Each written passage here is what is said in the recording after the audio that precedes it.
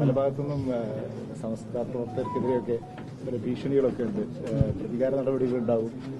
തെരഞ്ഞെടുപ്പിൽ പിന്നെ ലീഗിനെതിരെ തിരിഞ്ഞു എന്നൊക്കെയുള്ള വിമർശനങ്ങളൊക്കെ ഉണ്ട്. താങ്കൾ ശ്രദ്ധിച്ചിരുന്നു?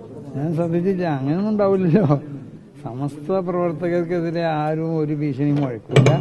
സമസ്ത പ്രവർത്തകരെ എതിരിൽ ഏതെങ്കിലും നിലക്കുള്ള ആക്രമണങ്ങളോ മറ്റൊന്നും ഉണ്ടാവില്ല. കാരണം സമസ്ത പ്രവർത്തകർ തന്നെ വിശുദ്ധ ദീനിന് വേണ്ടി പ്രവർത്തിക്കുന്നവരല്ലേ.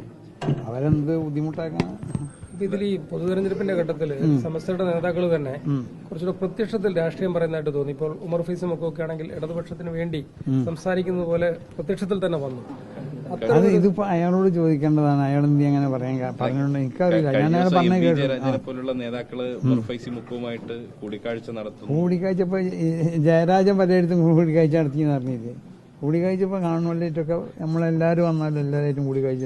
വളരെ മതസൗഹാർദ്ദം എന്ന് പറഞ്ഞ മാതിരിക്ക് മനുഷ്യ സൗഹാർദ്ദമല്ലേ. സമസ്ത ലീഗ് ബന്ധത്തിൽ ഇങ്ങനെ ഒരു വിള്ളലുണ്ടാവുന്നുണ്ട്. അല്ല, അങ്ങനെ ഒരു വിള്ളലൊന്നും ഉണ്ടായില്ലേ. എനിക്ക് അനുഭവപ്പെട്ടില്ല.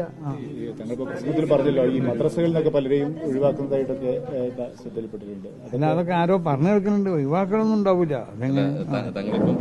ഞാൻ പറഞ്ഞത് അതല്ല. ഞാൻ പറഞ്ഞത് അങ്ങനെയൊക്കെ ഉണ്ടാവാന്നാ പറഞ്ഞത്. അല്ലാതെ ഉണ്ടാവുന്നല്ല ഞാൻ പറഞ്ഞത്. അത് പിന്നെ ആരെ കയറ്റി? മതപര അധ്യക്ഷന്മാരല്ലാതെ പിന്നെ മണ്ടന്മാരെ പള്ളി കയറ്റല്.